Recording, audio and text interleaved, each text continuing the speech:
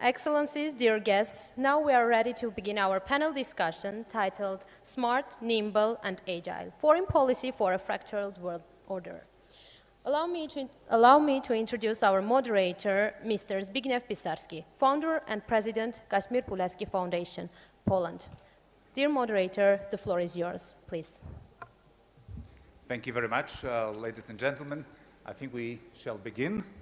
So let me invite to the stage our honorable guest, Mr. Filip Ivanovich, Deputy Prime Minister and Minister of Foreign Affairs and European Affairs of Montenegro, who is a leading voice in Montenegro's Euro-Atlantic engagement and key architect of its regional diplomacy. Pleasure to have you, sir.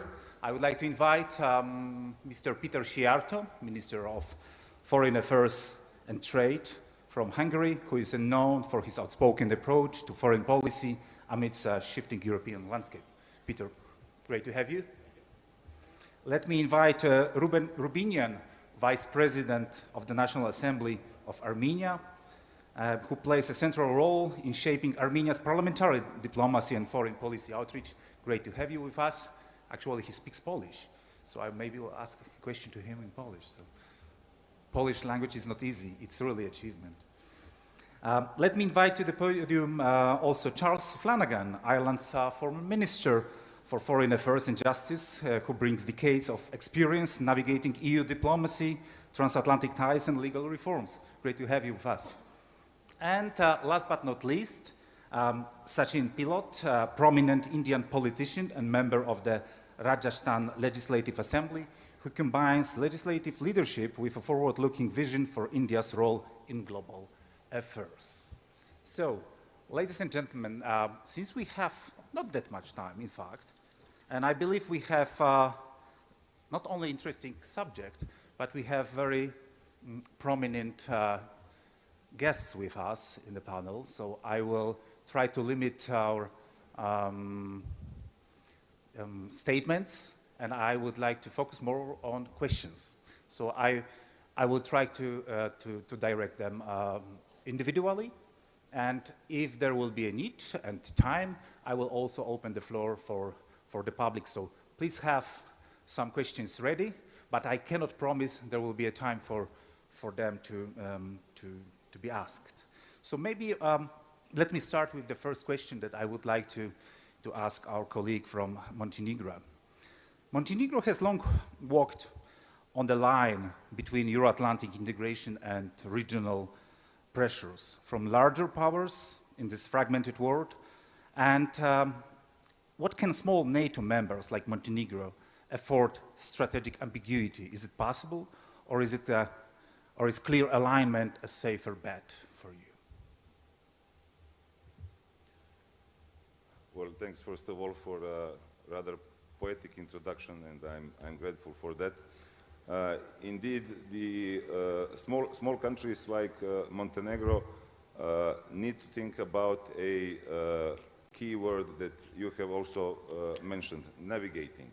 And this is also one of the words that are in the title of this year's Yerevan dialogue. So in order to be successful and in order to achieve prosperity for your country and for your people, you always need to bear in mind your own, of course, interests, but also the interests of the others, especially of those that are close to you. I very often say, and I'm not the author of the phrase, but I often say geography is destiny. So you cannot escape your region, you cannot escape those that are the closest ones to you. But very often, just like in personal relations, sometimes you have most problems with the people that are closest to you, even if they are your family members. But it's important to learn how to live together. And you know, you have mentioned our region. It did have quite a lot of turmoil throughout history and even in the last 30 years. So we are still recovering from this kind of turmoil in our region, but I think that we are managing. And what I have been very happy what I'm happy to convey is that, for example, recently we got the new growth plan from the European Union that refers to the whole region of Western Balkans. And we have summits of Western Balkan countries with our guests from Brussels, even also from the United States. And I'm happy to say that at these summits, the leaders of our Western Balkan countries, they actually talk only about cooperation. And they talk only about how we can use these funds from the new growth plan in order to make our countries individually better, but also to improve the regional cooperation.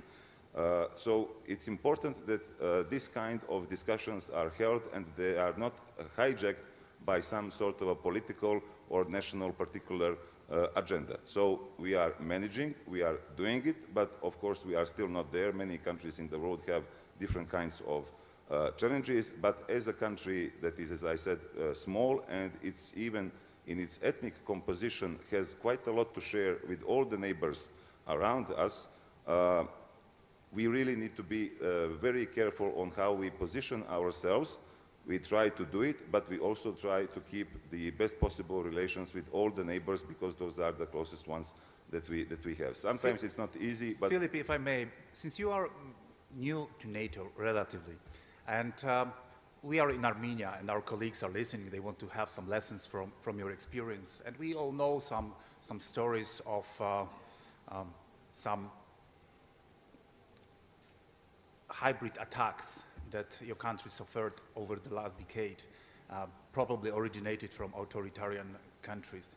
And Armenia, being on the crossroad, might face some challenges as well. Do you have some recommendations for that?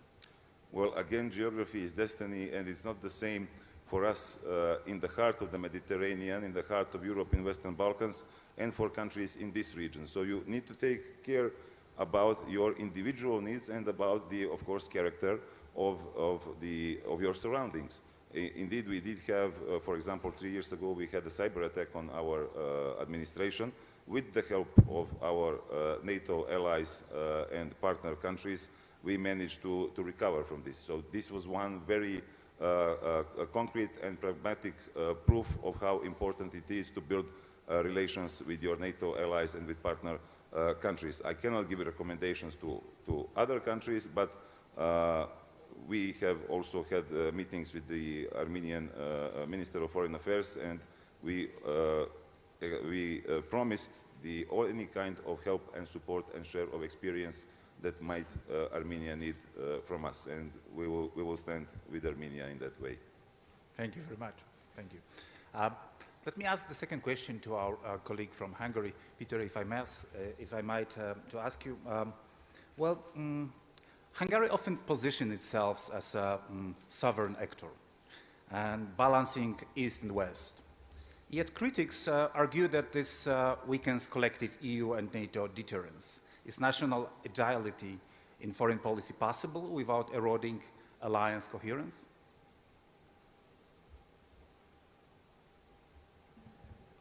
First of all, thank you so much for the invitation. Once again, I'm honored to be here for the second time. What you have raised is a very important dilemma nowadays, because those countries who stand up for their own sovereignty are being challenged and on many occasions attacked pretty much. Our position is crystal clear. Our foreign policy is being navigated by the national interest. Hungary first, may I paraphrase. Hungary first. National interest comes first. What I think is missing now a lot from international politics, and this might be the reason why the sovereignists and the patriots are being attacked very heavily, is mutual respect. Mutual respect is absolutely missing, is absolutely absent currently from the international political arena. Look at the debates. Once you raise an issue which does not fall 100% in line with the liberal mainstream, you are either being considered as a right extremist, fascist, Nazi, whatever, or you are being considered the spy of the Russians, the propagandist of the Kremlin, or the friend of Putin. These are the two extremes you can choose if you are not in line with the liberal mainstream fully. And I think this is very sad, because this shows that the intellectual level of standards of international political debates now is very low. And I regret to say that the European Union is leading the pack in this regard in a negative way. In a negative way. In the last couple of years, it was very complicated to carry out a rational kind of dialogue within the European political arena. With the war breaking out in Ukraine, this became basically impossible. For example, when it comes to energy, which is the most physical issue of the world, because you need pipelines, you need ships, you need gas, you need oil, and it's obvious that you cannot heat your homes with political statements or press conferences. Even this issue is being super over-politicized.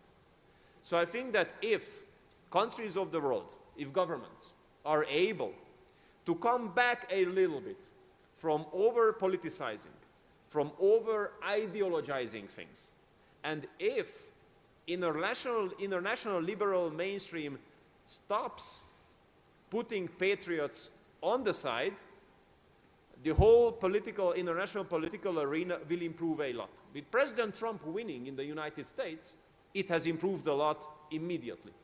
Because those who have been marginalized are now in the mainstream. Those who have been pushed aside are now becoming the majority. And I think that patriotism and sovereignistic approach is now becoming an approach which used to be sidelined, but is becoming more and more mainstream. So big changes are going on in international politics in this regard. Peter, I could agree on one element. Let's make it crystal clear, as you said, and let's talk no values, let's talk interests. And we are in Armenia, and our colleagues are interested what Europeans think about countries that aspire to join the European Union. We had yesterday Prime Minister of Slovakia, Mr. Fico, who was speaking at the opening, and he said that if Ukraine will fulfill accession criteria of EU membership, he will vote yes. What is the Hungarian statement, and what is your crystal clear position on it? But crystal clear, just straightforward. Sure. I mean, you can't expect anything else from me. So when it comes to enlargement of the European Union, there's a big hypocrisy in the room. Why? Because the majority of the EU member states say totally different things in front of public than behind closed doors. In front of public, they are in favor of enlargement. When we are behind closed doors, they bring forward a long list of obstacles why enlargement cannot take place. Look at the poor Montenegrins. Sorry to say that, Philip. I mean, Montenegro is here, a country which cannot endanger European Union neither with size nor with population, a country which is already member of the Eurozone, a country which is already member of NATO. Why we don't accept Montenegro as member of the European Union? Why we don't accept Serbia as a member of the European Union? Why we don't do so with North Macedonia? Look, my friend, but question about Armenia. Yeah, the countries of the Western Balkans have been in the waiting room for an average of 15 years now. So what kind of pro-enlargement policy we are speaking about? Keeping these countries 15 years in line. Your question regarding Ukraine. To be honest, based on the current circumstances, I can't imagine that Ukraine fulfills the necessary criteria in a foreseeable future. If they fulfill. Sorry? If they fulfill. I can't see that coming, to be honest, because we have a lot of experience with them. We have a big Hungarian community there, rights of which are being violated very badly. So you don't want to give Sorry? You don't want to give a hope to Ukrainians that they can join one day EU?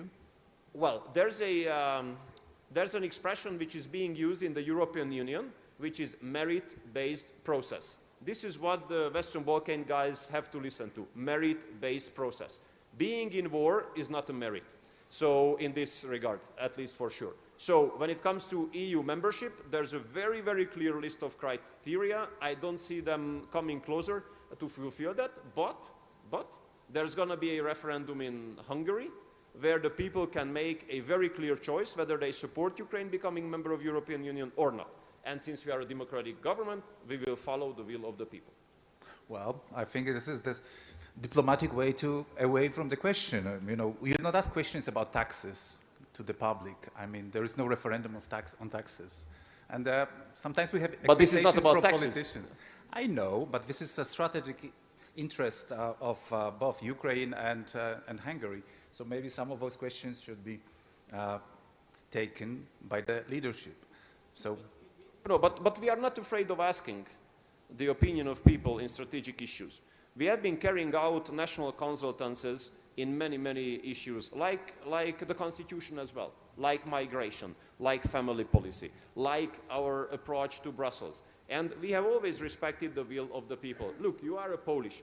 You have an experience about the approach of Brussels to your former government, which equals to the approach of Brussels to our current government. We are always under attack for rule of law, for democracy. And whenever we turn to the people to ask them, we are bashed for asking the people.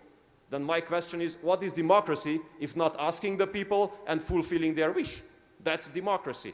You know, we have been faced with the approach that if it is not a liberal party to win elections, it's not a democracy. If a right-wing party wins elections, it's a dictatorship. And I fully disagree with that. Democracy is about asking the will of the people. Once they express their will, the government has to perform according to that. That's my definition about democracy.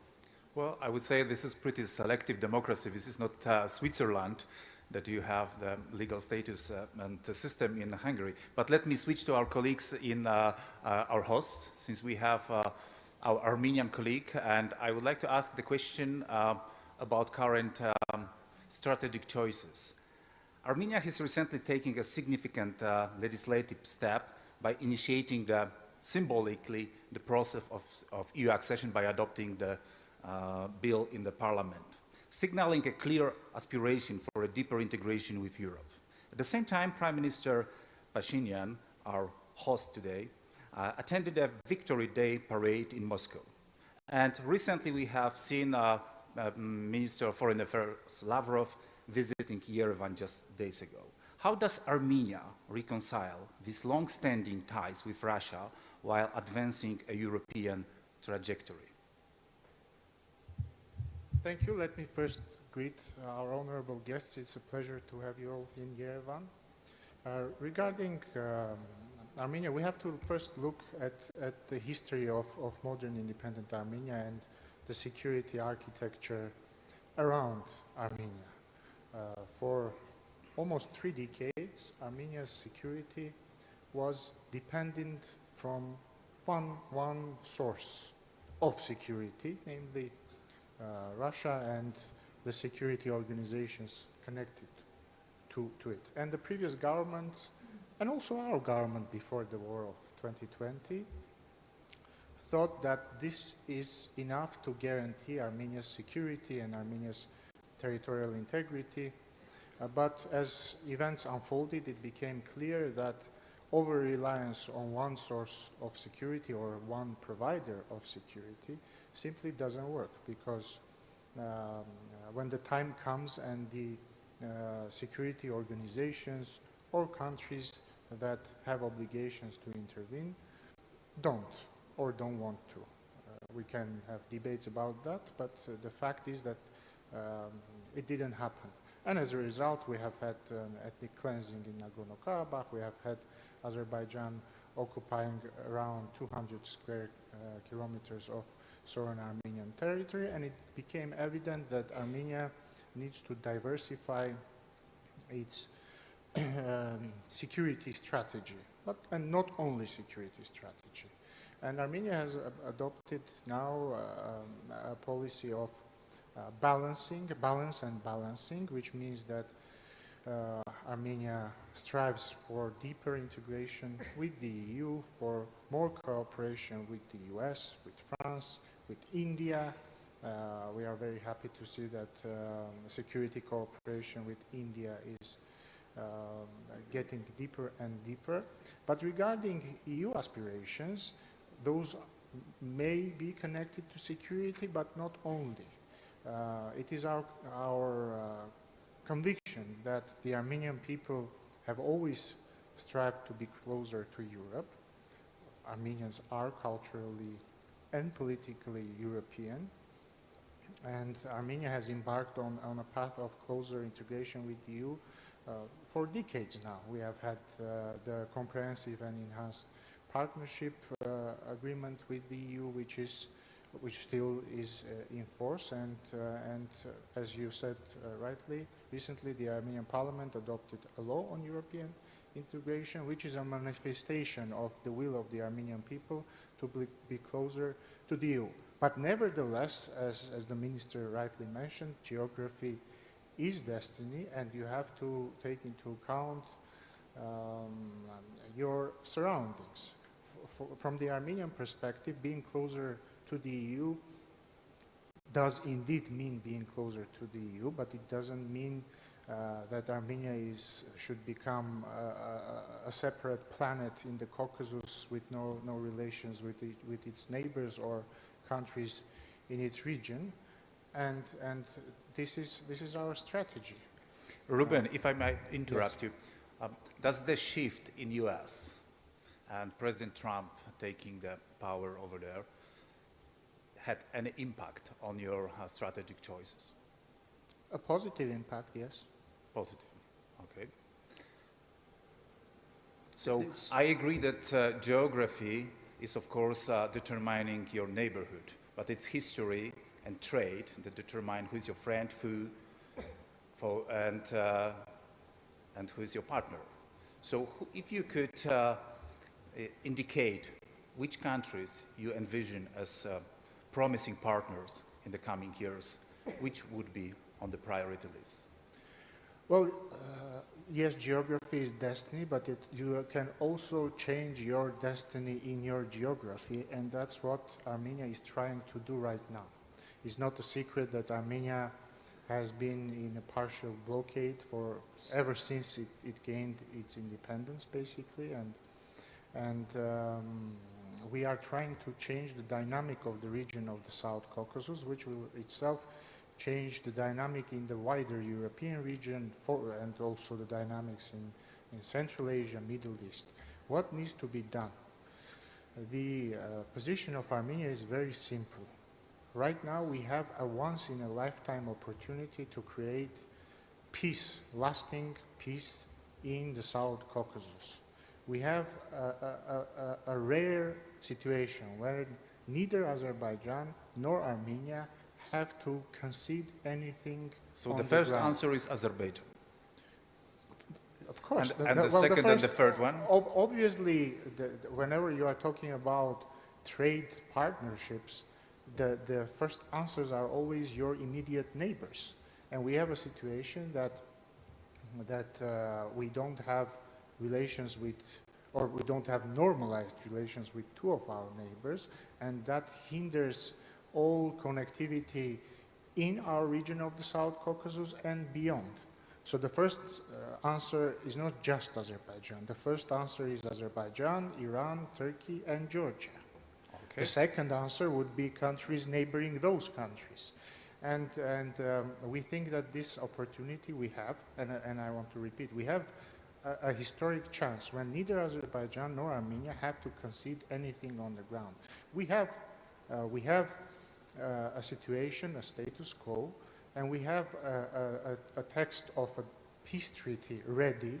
Negotiations have been finalized and closed, and we have a historic opportunity to sign and ratify this peace treaty. We have a historic opportunity to unblock all communications in the region of South Caucasus, which means all communications between Azerbaijan and Armenia, and in a separate track, all communications between Armenia and Turkey, and this will change the whole dynamic in the South Caucasus, the whole security architecture. And since we are discussing the theme of our panel is how can small countries navigate in these turbulent times, well, this is how small countries can navigate. It's the number one source of uncertainty for small countries, or even medium-sized countries in the modern world where the global order is collapsing, is conflict. You eliminate conflict, you eliminate uncertainty. You unblock communications, you eliminate uncertainty. And you also eliminate the risk of new conflicts. So this is our strategy. It's difficult, I have to admit. It's difficult also because our potential partners are not as constructive as we would like them to see, but we want to show on our own example that peace is possible, and we are going to do everything in our force to do this. Thank you very much for your answer. Now let me ask Charles a question about Ireland foreign policy, which has for a long time has been anchored in neutrality and soft power.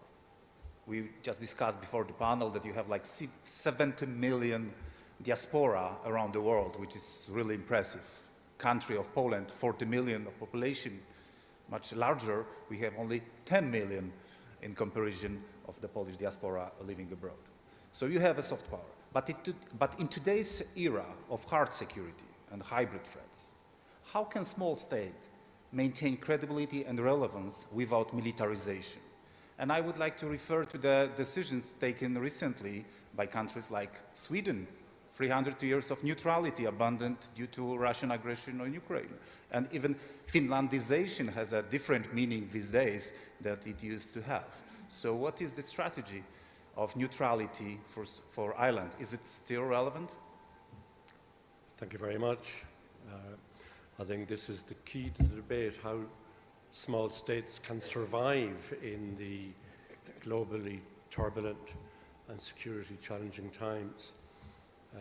Ireland and Armenia are both small states, albeit on different sides of the continent of Europe. Ruben, when he was speaking, I was struck by the fact that we can change our politics, but we can't change our geographic location. I have a quote. Let me give you a small quote from the famous Czech author Milan Kundera, who said in relation to small nations, "A small nation was one which could only develop a unique culture and guarantee its survival by embracing a wider international context." And although I'm from far Western Europe, Kundera was from Central Europe, and Armenia is in the southern regions of the Caucasus, I can relate very much with that comment from Kundera. And the reason that Ireland has been successful over its last 100 years, in spite of real and serious difficulties within our region and beyond, was because we had a policy of generosity. And the cornerstone of our foreign policy is the international multilateral rules-based order, our membership of the United Nations. You quite rightly point out that we're not members of NATO, and I don't see Ireland joining NATO in the immediate future, given the immediate turbulence and given the history of our country, but we do closely acknowledge what has happened among our EU colleagues, Sweden and Finland, and we have reaffirmed our commitment towards European security and defence, very much involved in the European Strategic Compass, very much involved in European peacekeeping, engaging, while not as full members of NATO, in collaborative projects involving NATO. And I think that's what all states should be doing in the context of the current challenges. Looking at the United Nations, where we have thrived as members over the years, being members of the Security Council in recent times, application being a candidate for the Human Rights Council. The Universal Declaration of Human Rights is fundamental to our policy, as is a membership of the European Union. And it's within the European Union that I feel we can influence and mould matters in conjunction with partnerships and other small states. I was struck by the criticism of the European Union, actually, since I came here yesterday morning, and in particular at the outset by the contribution, albeit short, of Prime Minister Fico. I think that was continued in a number of the panel discussions and roundtables yesterday. But I believe in these turbulent times, we should look to the fundamental values of the European Union, the positives of the European Union, for example, the single market, and acknowledge the fact and recommit ourselves to the fact that the European Union is the greatest single peace process that this world has ever seen over the last 80 years. And rather than be targeting aspects of the European Union, rather than being critical of what I heard to be the neo-imperialism of the European Union, we should look to the facts. European Union has never sought colonies. European Union has never had colonies. European Union is a voluntary membership organization. People can join it. If they wish, people are queuing up to join. And of course, there is a rules-based order under which they must undertake standardization before they can join. People can leave the European Union. Indeed, my nearest neighbour, my colleagues in the UK, left the European Union. Can I say, acknowledging the fact that that was a sovereign decision taken by the British people in a referendum, but what I see now is very much a change of heart, very much a buyer's remorse. Ireland, on the other hand, is firmly embedded to the European values, human rights, the fundamentals of democracy, all of which are known to everybody in this room, but oftentimes we neglect to commit to them in the form. Your words are honey to my heart. But as we said, as you reminded me about your huge diaspora in US, mainly, could you maybe explain to us what has happened in the US, that we have the administration that is not very much, in my opinion, to talk about values of our allies, more about interests and business transactions. And is it kind of concern for you? Yes, I'm very concerned following the recent presidential election in the United States. But I say that as an Irish person, acknowledging the fact that we have a diaspora worldwide of almost 75 million people, almost all of whom are in the English-speaking world, because as a small island on the western periphery of Europe, we weren't particularly good at languages at the time of our migration. But across the United States of America, there are up to 35 million people who claim Irish ancestry. There's not a city hall from Boston and New York to San Francisco and Los Angeles that doesn't have an Irish mayor or deputy mayor or councillor or group. So you take the responsibility for American elections, that's what you say? No, I wouldn't take responsibility for any elections other than those in Ireland. And even in Ireland, I subject myself to the electorate, as I have done at each election from 1987 until 2024 when I didn't stand. But let me say that we use our soft power to influence the Irish diaspora to promote our interests. And it seems from listening to Armenians here at this conference and before that Irish interest and Armenian interest, albeit they're from different parts of the world, are very much in common. And we will continue to lobby for and on behalf of the multilateral rules-based order, regretting that in some countries in Europe and beyond, we see a regression to a type of populist nationalism, which causes me some concern and runs against the grain of Irish political strategy for the last 100 years. We are nestled between the United States of America and the United Kingdom, both of which have proved to be challenging in terms of our relationship, but both of which we will continue to liaise with in a constructive and collaborative manner in order to promote the best interests of our people. Thank you very much, Charles. Thank you very much. So my last question in this round is to Sachin. India is a rising power. I've just been to Resina Dialogue organized by our partner, ORF Foundation. It was on one side very impressive, but on another hand, it was very frustrating, I must say, to hear the voice of Global South which was very aggressive towards collective West.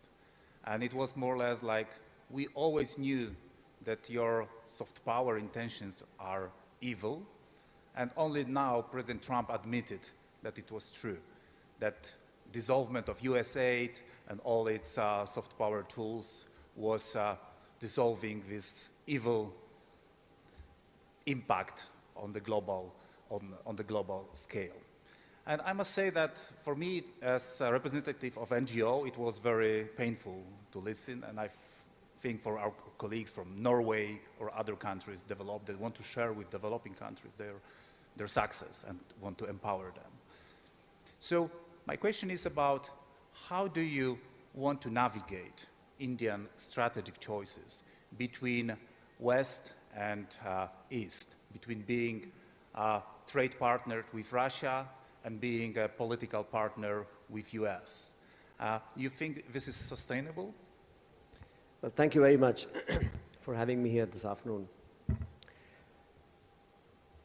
Well, first thing I would like to say is that I think the global order has changed so dramatically recently that all that we heard and we professed for 40, 50 years is now almost in shambles. We always heard and talked and discussed global trade, free trade, liberal, open, democratic societies, movement of labor, material, globalization was a word that was used very commonly. But now we are seeing a completely new world order. And I'd like to take for a few minutes of your time to step out of the Eurocentric discussion we've had this far. We have 14 minutes. So. I'll take much less. In 1990, there were 69 countries which were electoral democracies. 69. Today it's 106. But to my mind, conducting and winning elections is not democracy. Democracy is when you do get majority, but the fact that you have the moral strength of character to listen to opposition, to keep the institutions alive, transparent, unbiased, and the function of democracy is to say, to hear, to act, and then follow what the majority says. So it's not simple to say that, like you very simply said, India has relationships with Russia and with the US, and why not? India represents 1/5 of humanity. And we are now at a stage where we continue to grow very rapidly. We have our troubles, and like someone mentioned geography. You can't change geography, but you can certainly break away from the pack and prove yourself. I think what is happening today is that countries like the US have pulled out of, for example, WTO, they pulled out of UNHRC, the Paris Agreement. It shows that today it is not about idealism. There were times when the countries were protected by the Soviet bloc or the US. I think even NATO is being pushed. It's now each country for its own, and moving ahead, it'll be more transactional. It's not ideology, it's going to be self-interest, like one of the panelists talked about, self-interest. Obviously, every country must, at the top of the list, follow its self-interest, but you must also believe in what sort of a country you want to make for yourself. I think smaller countries today have a much more difficult landscape to navigate because the world has got more globalized, but there are many barriers. We have tariff wars, we have conflicts, state-sponsored conflicts around the world. So how do you maintain prosperity in a time when there is insecurity? Insecurity because there are many factors that have actually disturbed the global status quo. So you'll need people with broad level of thinking and how they can get people together. It's very easy to comment on conflicts from the outside. It's the parties involved that have to bear the brunt of what's happening in their countries. So every country will act, I think, more and more in isolation. Multilateral platforms like the UN, etc., I think are losing their relevance because post-Second World War, the world has changed so much and the institution has not changed. It hasn't reformed itself. Therefore, it is losing relevance. There are issues on which we'll have to collaborate. You see, many countries, small and big, have to work together. For example, when the pandemic happened, we all had to work together. It crossed boundaries. For climate change, for example, China and India have very different policies, but ultimately the entire globe, entire planet will suffer if we don't act in tandem. Issues like terrorism, unless we stand up and have a collective voice against denouncing all sorts of terrorism, every country at some point will face that problem. So there are issues that are important for us as a global entity, but I think smaller countries, whether it's in Africa or in Europe or even Asia, have a much more challenging time because that protectionist era is gone. It's each to their own, and they have to look at economic interest far more. 40, 50 years ago, it was socialism, capitalism, idealism. Today, it's economic growth, it's jobs, empowerment, issues of civil liberties, and how do you have a literate society. As we open up more, the challenge before the next generation will be how do they grapple with the challenges of the next century. We've actually moved so quickly in the last 15 years. In the 70s and 80s, what we hear today was unheard of. And I think the next generation of young people will have a much more challenging time because the disruptions, the conflicts, regional and large scale, are bound to happen as the global order undergoes a massive paradigm change. So I think as far as my country is concerned, I've worked in the government and in the opposition. One thing I can tell all of you here, that we believe in our form of democracy. Every country has its own way of living its democracy, but we have never exported our democracy to other lands. We believe every country has the right to choose who they want to elect as a leader or a government, but we believe that an inclusive, pluralistic, secular, forward-looking, open economy and open country is the best way for a democracy to function. I'll repeat one last line. Sachin, if I could jump in for a second. You said that you cannot export democracy. So where is the red line to tolerate your partners, which they should not cross, and that they are respected to be a partner, that you can respect them? Is there a red line for it? Look, if you don't expect that your partner are democratic states, no, I think so like let's the say authoritarian regimes, Americans, what are the red no, lines Americans keep pushing the red line, right? It depends what suits them. I think the Americans are, okay, forget Americans. I think any country, if you start dictating what your set of values is and you impose on somebody else, that is not fair. Every sovereign country has a choice to choose its government. Of course, there are human rights issues, civil rights issues, but I don't believe we as a country or as a nation should impose our ideal form of democracy into other countries. Every country has elections. How open, how transparent, it's for them to decide. We can comment, we can give our views, we have an opinion, but it's unfair to impose your set of ideals on other countries. That's my personal view. So you're saying that you could talk and maintain diplomatic relations with every country despite of what they do at home? Not at all. When the conflict between Ukraine and Russia happened, India took a very firm stand. Our stand is for peace. We do not encourage anyone fighting. We have suffered terrorism recently. 26 people in my country were gunned down in cold blood by terrorists from across the border. And, you know, we have suffered for decades. So I am, for one, very openly saying that conflicts are a no-go. But should everybody intervene? Should we not have a multilateral platform to discuss these things? Should Security Council not have any strength at all? Should NATO keep expanding eastwards? Should China have its own region of influence? These are very complex, challenging questions. But I think as a responsible country, we have to be careful of how much we preach to the world and how much we act on our own. Do you think NATO, UN is a relevant platform to solve these kind of problems like Ukraine? What is? That United Nations is the right place to solve the problem of I have been saying, my country's been saying, UN has to reform itself. But unless we have a better alternative, we have to make do with what we have. It's time the Security Council changes its composition. It's time the UN has a more reflective landscape of society and world today than it did 50, 70 years ago. So unless we have a better alternative, we have to work with what we have. But UN definitely needs a massive reform going forward. Thank you. Thank you very much. Ladies and gentlemen, we have like 6 minutes. And I think that I will not make a second round of questions because, as you see, these are very sophisticated issues and they demand answers. So I would like to collect like 3 questions, and then I will allow our panelists to respond to them. So I see, let's make it representative. I see lady in red over there. I see lady over there. And I see a lady here in the first row. So let's make it women ask questions. I think it's representative. I know some of them. So let's start. Please, if you could give the microphone, we'll collect all 3 questions, and then let's try to provide answers. So, lady in red was the first one. Could you provide a microphone? If not, oh, the microphone is coming. Okay, it's running. Very good, perfect. Thank you very much. Thank Please. you. Teresa Fallon, Center for Russia, Europe, Asia Studies. Thank you for a very stimulating panel and a master class on how to be a moderator. Thank you. Peter, I have a question for you. Hungary has such a complex relationship both with Russia and China, which seems to be definitely at odds with many in the rest of the EU.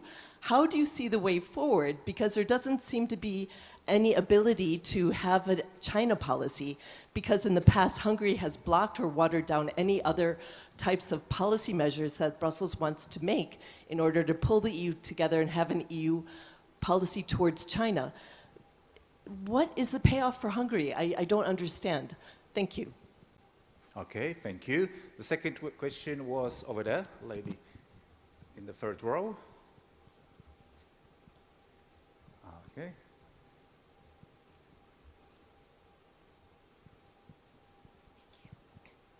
Hello everyone, thank you for the vibrant panel discussion. My name is Magdas, I'm a young fellow from Ethiopia representing Africa. So my question is, the national interest first approach, this national interest first approach has indeed been a dominant paradigm for centuries, and it has not led to a world free from conflict. So isn't it a time to think alternative strategies, maybe that focus on the common humanity, sense of common humanity? That's my question. Okay. Thank you. Thank you very much for the young generation voice. Very, very important. And in the first row.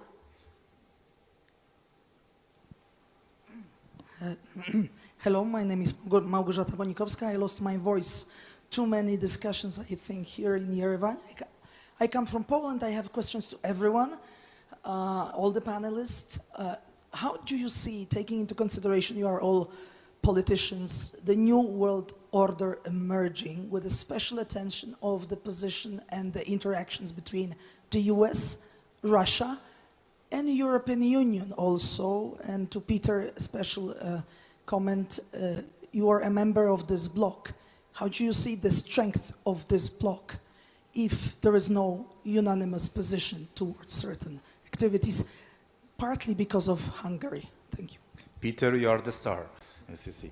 Everyone want to ask the questions. So thank you very much. Let's make it, try to please very condensed and very, very brief. So maybe let's start first with questions to Peter. As you see, there was most of them probably, so if you could elaborate a bit. When it comes to our approach to Russia and China, and if we try to discover the difference of our approach to other Europeans, I would say that we are doing it openly and honestly, and the others are doing it in a hidden way with a big bunch of hypocrisy. And I tell you why I say this. When it comes to Russia, Hungary openly cooperates with Russia on energy, because this is a matter of physics. If we cut the energy relationship with Russia, physically speaking, the country is not able to be supplied neither by gas nor by oil, not because of political taste, not because of political gestures, but because of physics. We are a landlocked country. We have interconnected ourselves with 6 of the 7 neighbors, but since not all of the neighbors have made their own investments, and the neighbors of the neighbors have not made all their investments, currently we are dependent on the Russian sources. Once again, because of politics? No. Because of lack of willingness? No. Because of geography and because of physics. But let me tell you one thing. We openly buy gas from Russia on pipeline. But the LNG imports from Russia to the European Union last year have hit huge records. Why? Because France, Spain, and Belgium bought huge amount of Russian LNG. Did anyone ask the French colleague yesterday why you buy record high amount of Russian LNG? No, because it's a big and strong country. Peter, But if I might... do you ask Hungary? Yes, you do. On China, there are 18 billion euros of Chinese investments going on in Hungary currently. 18 billion euros. 44% of all Chinese investments heading Europe have ended up in Hungary. Why? Because they have been attracted by the German presence. Why? Because in Hungary we have German automotive factories, big. We are the only country in Europe besides Germany where all three German premium car makers are present. But you know where they buy their batteries from? From Chinese companies. Peter, so what happens in Hungary? I agree with you. Once a big Chinese factory is being built, on the next plot a big German and then a big Peter, Chinese we have factory. very little time. But Geography. So these are next to each other, and we are proud to be a meeting point for the Eastern and Western investments in Hungary. And once again, it's not Hungary who buys the batteries from China, but it's the German car manufacturers who do so. So when we speak about decoupling, when we speak about de-risking, then ask the global CEOs of German companies why they call me on a weekly basis to bring their Chinese suppliers to Hungary. That's the physical reality. I agree that geography is a challenge for all of us. We can't solve it immediately, but politics we can solve quite fast as political turbulences. We are in Armenia right now, hosted by our generous friends, and you can solve the problem. I can give you a recommendation, maybe, or advice. Well, there is a European peace facility support, 25 million European money offered to Armenia, and Hungary is the only country in the EU blocking it. Would you support maybe releasing this money to Armenia to build hospitals for the Armenian people? Because this is the dedication of those resources. So maybe there is a green light. Maybe you want to send a message for Yerevan that Hungary is a friend of Armenia. Yes, of course. First of all, it's 20 million, just to be precise. 20 million non-lethal aid to the army of Armenia, where we have said we are fine with that. But in order to be balanced and the European Union not to cause any kind of convenience in a very fragile situation where we are finally very close to, hopefully, to signing the agreement between Armenia and Azerbaijan, our request was that the European Union gives a similar amount of non-lethal support to Azerbaijan. Last time it worked out, 10 million euros to Armenia, but Azerbaijan doesn't want money. 10 million euros to Azerbaijan, and this time it can work out as well. So I had a great conversation and an agreement with your foreign minister an hour ago, where I made him very clear that we are fine with the EPF support to Armenia, with a similar kind of support to Azerbaijan from any EU resource. And since it has already worked out once, it will work out now as well. So thank you very much. I think we have a news that Hungarian minister just confirmed that European Peace Facility resources for Armenia have a green light from Hungary. Thank you very much for it. I think this is important. So, ladies and gentlemen, we are already over time, but I'm a think tanker and I respect our panelists very much. Peter, you are silent now. I will ask our other colleagues to have the final words.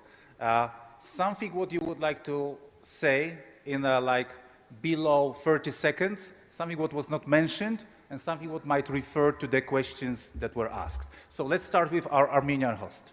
Ruben, 30 seconds. I'd like to answer the essence. The question about putting nations first and whether a bit louder, Ruben, please. Yeah, I'd like to answer the question regarding putting your nation first and whether it's a good strategy, because I think this question summarizes the essence of whole our discussion. Indeed, it is in the very nature of any government in the world at any point in history to put their nation first. But putting your nation first should not mean that values don't exist and cooperation doesn't exist, and that, most importantly, rules don't exist. Because paradoxically, if you ignore international rules and values, that is in contradiction to any country's national interest. I mean, this is Ruben, 30 seconds. Yeah, this is a classic game theory situation. If 2 countries, 3 countries, 4 countries decide that nothing else matters and only their national interests matter, that automatically means violating their own national interest, because this will create conflicts, this will hinder trade, this will hinder economic cooperation, which will itself create new conflicts, no hindrances, and we will go back in history. Listening to Armenian colleagues, I see that they are already in the Euro-Atlantic family. It's really wonderful to listen to it. So let me ask our colleagues. So from Ireland, India, and then last but not least, our honourable guest from Montenegro. So Charles. Well, in short, very brief. Yes, I believe it's important that Europe stands united in these times of turbulence, having regard to the fact that it in effect outsourced its security and defence for the last 50 years. I think that needs to change. And can I say in response to the question from the third row, from the lady, in respect of Africa, it's deplorable to see many of our most influential countries cut international humanitarian aid. I believe Europe has a strong role to play, and we can start by ensuring that we increase our aid to most disadvantaged areas. There are 130 armed conflicts in the world as we speak, and I think we need to do something about it in a positive. Thank you very much, Charles. I think this crisis is also an opportunity, and probably the European Union should fill this gap. India. But I think as the world has become more informed about what's happening, a lot of the unrest and civil problems that happen, they happen because of unequitable growth. When you have economic progress and you have a distribution of income and wealth that is not proportionate, it creates problems in societies, and they lead to then civil unrest, revolutions, and so on and so forth. So I think moving forward, whether you're a small country or a big country, one has to focus on equitable, justifiable growth for all. Because unless we have that mindset of reaching out the last person in the line, we won't be doing justice to our jobs, and we're creating problems for the next generation. Thank you very much. And our friend from Montenegro. Well, I have a few things to say, so I will try to speak fast. I was very happy to hear about the European Union as the greatest peacemaking project in the world ever. And this is actually true, but this is a political value. Let's go back to that. So what we have been experiencing is the transformation of a very nice and positive political value into a very technical process. So now we need to balance the two, and if the enlargement does not happen, and if Montenegro does not join the European Union by 2028, it would ruin the very credibility of the European Union. So we need to work together on this, and we are grateful to all the friends that are supporting us. I would also like to say that the European Union has been too much concentrated on itself in the past, and I'm referring to the question from Africa. I think that the European Union needs to work more with Africa, but it also needs to have a specific approach, different from before. And there is something that the European Union can learn from us. We have decades in the Western Balkans of experience with very nice, friendly cooperation with African countries, so they can ask us for advice. And the third thing that I would like to say, I think the expression of the new world order is now obsolete. We have new world order, newer world order, the newest world order. I mean, the world is changing, it's flexible, and we need to adapt and be flexible as well, and not try to put it in some sort of formulas. Okay. Thank you very much. Ladies and gentlemen, we come to the end. I'm a sailor for 30 years, and I know one rule. You cannot change the wind, you can adjust the sails. And I think that listening to our great panelists, they know how to do it. They know how to adapt. Although the weather is like it's like a 10 of Beaufort scale, but I think that in this crisis there is also an opportunity. And let's keep fingers for it. Thank you very much, and please join me in a round of applause for our great panelists.